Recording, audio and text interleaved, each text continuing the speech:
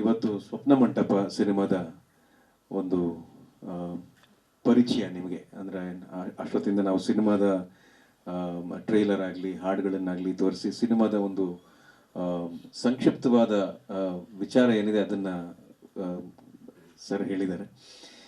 ನನಗೆ ಬಹಳ ಖುಷಿ ಕೊಟ್ಟಿದ್ದ ವಿಚಾರ ಏನಪ್ಪ ಅಂತ ಹೇಳಿದ್ರೆ ಸರ್ ಜೊತೆ ಕೆಲಸ ಮಾಡುವಂಥ ಅವಕಾಶ ನನಗೆ ಸಿಕ್ಕಿದ್ದು. ಯಾಕಂದರೆ ಅತ್ಯಂತ ಹಿರಿಯರು, ಅತ್ಯಂತ ಅನುಭವಿಗಳು, ಆಮೇಲೆ ಕರ್ನಾಟಕ ಕನ್ನಡ, ಆಮೇಲೆ ವಿಶೇಷವಾಗಿ ನಮ್ಮ ದೊಡ್ಡಮ್ಮ ಡಾಕ್ಟರ್ ರಾಜ್ಕುಮಾರ್ ಅವ್ರ ಬಗ್ಗೆ ಹಲವಾರು ಸಂದರ್ಭಗಳಲ್ಲಿ ಸಂದರ್ಭಗಳಲ್ಲಿ ಬಹಳ ಅದ್ಭುತವಾಗಿ ಮಾತಾಡಿದರೆ ಅವ್ರನ್ನ ಬಹಳ ಚೆನ್ನಾಗಿ ಅರ್ಥ ಮಾಡ್ಕೊಂಡಿದ್ದಾರೆ. ನಾವು ಕನ್ನಡನ ಕರ್ನಾಟಕನ ನೋಡೋ ದೃಷ್ಟಿ ಒಂದಾದರೆ, ನಾವು ಕಲಿಯೋದೊಂದಾದರೆ, ಇವರು ಅದನ್ನು ತಿಳ್ಕೊಂಡಿರೋದು, ಅದನ್ನು ಹೇಳುವಂಥದ್ದು, ಅದನ್ನು ತಮ್ಮ ಕಾದಂಬರಿಗಳ ಮುಖಾಂತರ, ತಮ್ಮ ಸಿನಿಮಾಗಳ ಮುಖಾಂತರ ಹೇಳುವಂಥ ಕೆಲಸ, ಅದರಲ್ಲಿ ಅವಕಾಶ ಸಿಕ್ಬಿಟ್ರೆ ನಮಗೆ ಏನೋ ಒಂದು ಕಲ್ತಿದ್ದೀವಿ ಅನ್ನೋ ಥರ ಆಗುತ್ತೆ. ಇದನ್ನೇ ನಮ್ಮ ತಂದೆ ನನಗೆ ಹೇಳ್ಕೊಂಡೇ ಬರ್ತಾ ಇದ್ರು, ನೀನು ಸರ್ ಜೊತೆ ಕೆಲಸ ಮಾಡಬೇಕು ಅಂತ. ನನಗೆ ಇವ್ರು ಫೋನ್ ಮಾಡಿದ್ರೆ ನನಗೆ ಬಹಳ ಖುಷಿ ಆಗೋಯ್ತು. ಸಾಲದಕ್ಕೆ ಮಾತಾಡೋಕ್ಕೆ ಬಂದಿದ್ದು ಸುಂದರರಾಜ್ ಅಂಕಲ್ ಕೂಡ ಬಂದಿದ್ರು, ಬಾಬು ಸರ್ ಕೂಡ ಬಂದಿದ್ರು, ನಟರಾಜ್ ಸರ್ ಎಲ್ಲ ಬಂದಿದ್ರು. ನನಗೆ ಸಿನಿಮಾಗಳಲ್ಲಿ ಕೆಲಸ ಮಾಡ್ತಿರ್ತೀವಿ, ಸಾಮಾನ್ಯವಾಗಿ ಒಂದು ಕಥೆ ಕೇಳ್ತೀವಿ, ಈ ಕಥೆಲಿ ಆ ಥರ ಇದೆ, ಈ ಥರ ಇದೆ, ಏನೋ ಒಂದು ವಿಶೇಷತೆ ಇದೆ, ನಾನು ಕೆಲಸ ಮಾಡಬೇಕು, ಆಯಿತು, ಇದರಲ್ಲಿ ನನ್ನ ಪಾತ್ರದ ಬಗ್ಗೆ ಕೇಳ್ತೀನಿ, ಆಯಿತು. ಆದರೆ ಸಾರು ಕಥೆ ಹೇಳಕ್ಕೆ ಬಂದಾಗ ನಾನು ಹೆಚ್ಚು ಕತೆ ಬಗ್ಗೆ ನಾನು ಏನಕ್ಕೆ ಗಮನ ಕೊಡಲಿಲ್ಲ ಅಂದರೆ ಆ ಎಲ್ಲ ಗಮನವನ್ನು ಅವರೇ ಕೊಟ್ಟಿರ್ತಾರೆ. ಅವ್ರ ಜೊತೆ ಕೆಲಸ ಮಾಡೋ ಅವಕಾಶ ಒಂದು ಸಿಕ್ಕಿದ್ರೆ ನನಗೆ ಸಾಕು ಅನ್ನೋಷ್ಟರ ಮಟ್ಟಿಗೆ ನನ್ನ ಮನಸ್ಥಿತಿ ಇತ್ತು ಆವಾಗ. ಯಾಕಂದರೆ ಈ ಸಿನಿಮಾದಲ್ಲೂ ಕೂಡ ಅವರೇ ಹೇಳಿದ ಹಾಗೆ ಸ್ಮಾರಕಗಳು, ಈ ಚಾರಿತ್ರಿಕ ಸ್ಮಾರಕಗಳು, ಆಮೇಲೆ ನಮ್ಮ ಚರಿತ್ರೆ ಏನಿದೆ, ಇವಾಗ ಎಷ್ಟೋ ವಿಚಾರಗಳಲ್ಲಿ ನಮಗೆ ನಮ್ಮ ಬೇರು ಸುಮ್ಮನೆ ಹಾಗೆ ಕಿತ್ಕೊಂಡು ಹೋಗುವಂಥ ಪರಿಸ್ಥಿತಿ ಬಂದಿದೆ. ಆದರೆ ಅದು ಭಾಷೆ ಆಗಿರ್ಬೋದು, ಭಾವ ಆಗಿರ್ಬೋದು, ಚರಿತ್ರೆ ಆಗಿರ್ಬೋದು, ಹಲವಾರು ವಿಚಾರಗಳಾಗಿರ್ಬೋದು. ಈ ಸಿನಿಮಾದಲ್ಲಿ ವಿಶೇಷವಾಗಿ ಚರಿತ್ರೆ, ಒಂದು ಇತಿಹಾಸ, ಒಂದು ಸ್ಮಾರಕ, ಅದ್ರ ಹಿಂದೆ ಒಂದು ಅರ್ಥ ಇದೆ, ಅದ್ರ ಹಿಂದೆ ಒಂದು ಅನುಭವ ಇದೆ, ಅದ್ರ ಹಿಂದೆ ಒಂದು ಕಥೆ ಇದೆ. ಅವೆಲ್ಲವನ್ನು ಕೂಡ ಜನರಿಗೆ ತಿಳಿಸುವಂಥ ಒಂದು ಬಹಳ ಪ್ರಾಮಾಣಿಕ ಪ್ರಯತ್ನ. ಆ ಪ್ರಯತ್ನದಲ್ಲಿ ಭಾಷೆಗೆ ಇರುವಂಥ ಸೂಕ್ಷ್ಮತೆಯನ್ನು ನಾನು ಸರ್ ಜೊತೆ ಕೆಲಸ ಮಾಡ್ಬೇಕಾದ್ರೆ ಅರ್ಥ ಮಾಡಿಕೊಂಡೆ. ಕೆಲವೊಮ್ಮೆ ನಾವು ಸಂಭಾಷಣೆನ ಹೀಗೆ ಮಾತಾಡಿದ್ರು ನಡೆಯುತ್ತಲ್ಲ ಅಂತ ಮಾತಾಡ್ಬಿಡ್ತೀವಿ. ಆದರೆ ಯಾಕೆ ಆ ಥರ ಮಾತಾಡಬಾರ್ದು, ಏನಕ್ಕೆ ಹೀಗೆ ಮಾತಾಡಬೇಕು ಅನ್ನೋ ಒಂದು ಅರ್ಥನ ನಮಗೆ ಅವ್ರು ಹೇಳಿದಾಗ, ಹೌದಲ್ವಾ, ಇದ್ರ ಹಿಂದೆ ಎಷ್ಟೊಂದು ಜವಾಬ್ದಾರಿ ಇದೆ.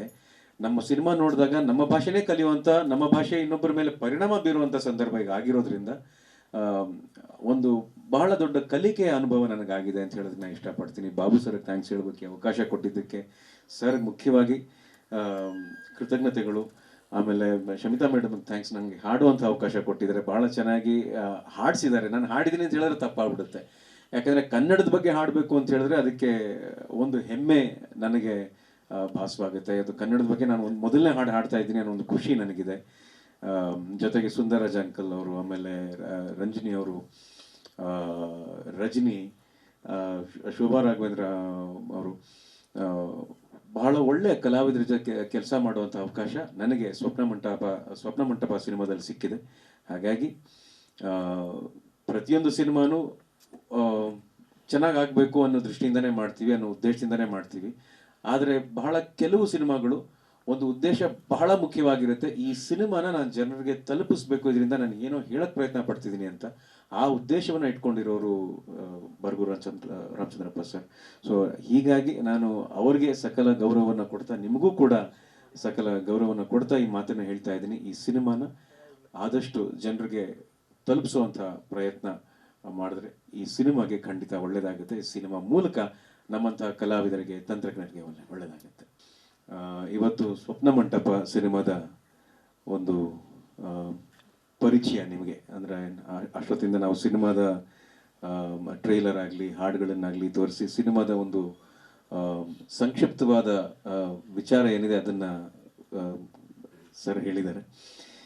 ನನಗೆ ಬಹಳ ಖುಷಿ ಕೊಟ್ಟಿದ್ದ ವಿಚಾರ ಏನಪ್ಪ ಅಂತ ಹೇಳಿದ್ರೆ ಸರ್ ಜೊತೆ ಕೆಲಸ ಮಾಡುವಂಥ ಅವಕಾಶ ನನಗೆ ಸಿಕ್ಕಿದ್ದು. ಯಾಕಂದರೆ ಅತ್ಯಂತ ಹಿರಿಯರು, ಅತ್ಯಂತ ಅನುಭವಿಗಳು, ಆಮೇಲೆ ಕರ್ನಾಟಕ ಕನ್ನಡ, ಆಮೇಲೆ ವಿಶೇಷವಾಗಿ ನಮ್ಮ ದೊಡ್ಡಮ್ಮ ಡಾಕ್ಟರ್ ರಾಜ್ಕುಮಾರ್ ಅವ್ರ ಬಗ್ಗೆ ಹಲವಾರು ಸಂದರ್ಭಗಳಲ್ಲಿ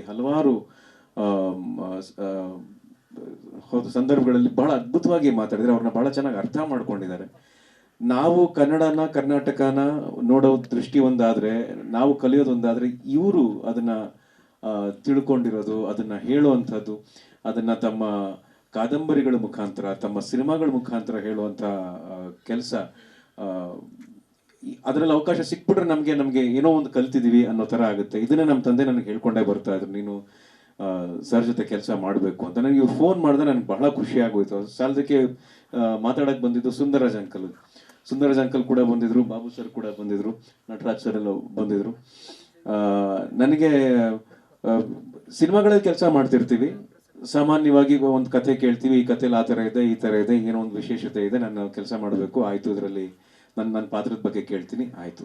ಆದರೆ ಸಾರ್ ಕಥೆ ಹೇಳಕ್ಕೆ ಬಂದಾಗ ನಾನು ಹೆಚ್ಚು ಕತೆ ಬಗ್ಗೆ ನಾನು ಏನಕ್ಕೆ ಗಮನ ಕೊಡಲಿಲ್ಲ ಅಂದರೆ, ಆ ಎಲ್ಲ ಗಮನವನ್ನು ಅವರೇ ಕೊಟ್ಟಿರ್ತಾರೆ. ಅವ್ರ ಜೊತೆ ಕೆಲಸ ಮಾಡೋ ಅವಕಾಶ ಒಂದು ಸಿಕ್ಕಿದ್ರೆ ನನಗೆ ಸಾಕು ಅನ್ನೋಷ್ಟರ ಮಟ್ಟಿಗೆ ನನ್ನ ಮನಸ್ಥಿತಿ ಇತ್ತು ಅವಾಗ.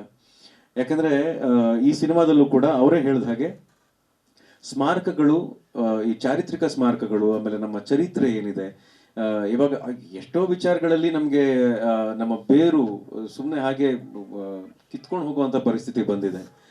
ಆದರೆ ಅದು ಭಾಷೆ ಆಗಿರ್ಬೋದು, ಭಾವ ಆಗಿರ್ಬೋದು, ಚರಿತ್ರೆ ಆಗಿರ್ಬೋದು, ಹಲವಾರು ವಿಚಾರಗಳಾಗಿರ್ಬೋದು. ಈ ಸಿನಿಮಾದಲ್ಲಿ ವಿಶೇಷವಾಗಿ ಚರಿತ್ರೆ, ಒಂದು ಇತಿಹಾಸ, ಒಂದು ಸ್ಮಾರಕ, ಅದ್ರ ಹಿಂದೆ ಒಂದು ಅರ್ಥ ಇದೆ, ಅದ್ರ ಹಿಂದೆ ಒಂದು ಅನುಭವ ಇದೆ, ಅದ್ರ ಹಿಂದೆ ಒಂದು ಕಥೆ ಇದೆ. ಅವೆಲ್ಲವನ್ನು ಕೂಡ ಜನರಿಗೆ ತಿಳಿಸುವಂಥ ಒಂದು ಬಹಳ ಪ್ರಾಮಾಣಿಕ ಪ್ರಯತ್ನ. ಆ ಪ್ರಯತ್ನದಲ್ಲಿ ಭಾಷೆಗೆ ಇರುವಂಥ ಸೂಕ್ಷ್ಮತೆಯನ್ನು ನಾನು ಸರ್ ಜೊತೆ ಕೆಲಸ ಮಾಡ್ಬೇಕಾದ್ರೆ ಅರ್ಥ ಮಾಡಿಕೊಂಡೆ. ಕೆಲವೊಮ್ಮೆ ನಾವು ಸಂಭಾಷಣೆನ ಹೀಗೆ ಮಾತಾಡಿದ್ರು ನಡೆಯುತ್ತಲ್ಲ ಅಂತ ಮಾತಾಡ್ಬಿಡ್ತೀವಿ. ಆದರೆ ಯಾಕೆ ಆ ಥರ ಮಾತಾಡಬಾರ್ದು, ಏನಕ್ಕೆ ಹೀಗೆ ಮಾತಾಡಬೇಕು ಅನ್ನೋ ಒಂದು ಅರ್ಥನ ನಮಗೆ ಅವ್ರು ಹೇಳಿದಾಗ, ಹೌದಲ್ವಾ, ಇದ್ರ ಹಿಂದೆ ಎಷ್ಟೊಂದು ಜವಾಬ್ದಾರಿ ಇದೆ. ನಮ್ಮ ಸಿನಿಮಾ ನೋಡಿದಾಗ ನಮ್ಮ ಭಾಷೆನೇ ಕಲಿಯುವಂಥ, ನಮ್ಮ ಭಾಷೆ ಇನ್ನೊಬ್ಬರ ಮೇಲೆ ಪರಿಣಾಮ ಬೀರುವಂಥ ಸಂದರ್ಭ ಈಗ ಆಗಿರೋದ್ರಿಂದ ಒಂದು ಬಹಳ ದೊಡ್ಡ ಕಲಿಕೆಯ ಅನುಭವ ನನಗಾಗಿದೆ ಅಂತ ಹೇಳೋದಕ್ಕೆ ನಾನು ಇಷ್ಟಪಡ್ತೀನಿ. ಬಾಬು ಸರ್ಗೆ ಥ್ಯಾಂಕ್ಸ್ ಹೇಳೋದಕ್ಕೆ ಅವಕಾಶ ಕೊಟ್ಟಿದ್ದಕ್ಕೆ ಸರ್ ಮುಖ್ಯವಾಗಿ ಕೃತಜ್ಞತೆಗಳು. ಆಮೇಲೆ ಶಮಿತಾ ಮೇಡಮ್ಗೆ ಥ್ಯಾಂಕ್ಸ್, ನನಗೆ ಹಾಡುವಂಥ ಅವಕಾಶ ಕೊಟ್ಟಿದ್ದಾರೆ, ಭಾಳ ಚೆನ್ನಾಗಿ ಹಾಡಿಸಿದ್ದಾರೆ. ನಾನು ಹಾಡಿದ್ದೀನಿ ಅಂತ ಹೇಳಿದ್ರೆ ತಪ್ಪಾಗ್ಬಿಡುತ್ತೆ. ಯಾಕಂದರೆ ಕನ್ನಡದ ಬಗ್ಗೆ ಹಾಡಬೇಕು ಅಂತ ಹೇಳಿದ್ರೆ ಅದಕ್ಕೆ ಒಂದು ಹೆಮ್ಮೆ ನನಗೆ ಭಾಸವಾಗುತ್ತೆ. ಅದು ಕನ್ನಡದ ಬಗ್ಗೆ ನಾನು ಒಂದು ಮೊದಲನೇ ಹಾಡು ಹಾಡ್ತಾ ಇದ್ದೀನಿ ಅನ್ನೋ ಒಂದು ಖುಷಿ ನನಗಿದೆ. ಜೊತೆಗೆ ಸುಂದರರಾಜ್ ಅಂಕಲ್ ಅವರು, ಆಮೇಲೆ ರಂಜಿನಿ ಅವರು, ರಜನಿ, ಶೋಭಾ ರಾಘವೇಂದ್ರ ಅವರು, ಬಹಳ ಒಳ್ಳೆಯ ಕಲಾವಿದರ ಜೊತೆ ಕೆಲಸ ಮಾಡುವಂಥ ಅವಕಾಶ ನನಗೆ ಸ್ವಪ್ನ ಮಂಟಪ ಸಿನಿಮಾದಲ್ಲಿ ಸಿಕ್ಕಿದೆ. ಹಾಗಾಗಿ ಪ್ರತಿಯೊಂದು ಸಿನಿಮಾನು ಚೆನ್ನಾಗಾಗಬೇಕು ಅನ್ನೋ ದೃಷ್ಟಿಯಿಂದನೇ ಮಾಡ್ತೀವಿ, ಅನ್ನೋ ಉದ್ದೇಶದಿಂದನೇ ಮಾಡ್ತೀವಿ. ಆದರೆ ಬಹಳ ಕೆಲವು ಸಿನಿಮಾಗಳು ಒಂದು ಉದ್ದೇಶ ಬಹಳ ಮುಖ್ಯವಾಗಿರುತ್ತೆ. ಈ ಸಿನಿಮಾನ ನಾನು ಜನರಿಗೆ ತಲುಪಿಸ್ಬೇಕು, ಇದರಿಂದ ನಾನು ಏನೋ ಹೇಳಕ್ ಪ್ರಯತ್ನ ಪಡ್ತಿದ್ದೀನಿ ಅಂತ ಆ ಉದ್ದೇಶವನ್ನು ಇಟ್ಕೊಂಡಿರೋರು ಬರಗೂರು ರಾಮಚಂದ್ರಪ್ಪ ಸರ್. ಸೊ ಹೀಗಾಗಿ ನಾನು ಅವ್ರಿಗೆ ಸಕಲ ಗೌರವವನ್ನು ಕೊಡ್ತಾ, ನಿಮಗೂ ಕೂಡ ಸಕಲ ಗೌರವವನ್ನು ಕೊಡ್ತಾ ಈ ಮಾತನ್ನು ಹೇಳ್ತಾ ಇದ್ದೀನಿ. ಈ ಸಿನಿಮಾನ ಆದಷ್ಟು ಜನರಿಗೆ ತಲುಪಿಸುವಂಥ ಪ್ರಯತ್ನ ಮಾಡಿದ್ರೆ ಈ ಸಿನಿಮಾಗೆ ಖಂಡಿತ ಒಳ್ಳೆಯದಾಗುತ್ತೆ. ಈ ಸಿನಿಮಾ ಮೂಲಕ ನಮ್ಮಂತಹ ಕಲಾವಿದರಿಗೆ, ತಂತ್ರಜ್ಞರಿಗೆ ಒಳ್ಳೆಯದಾಗುತ್ತೆ.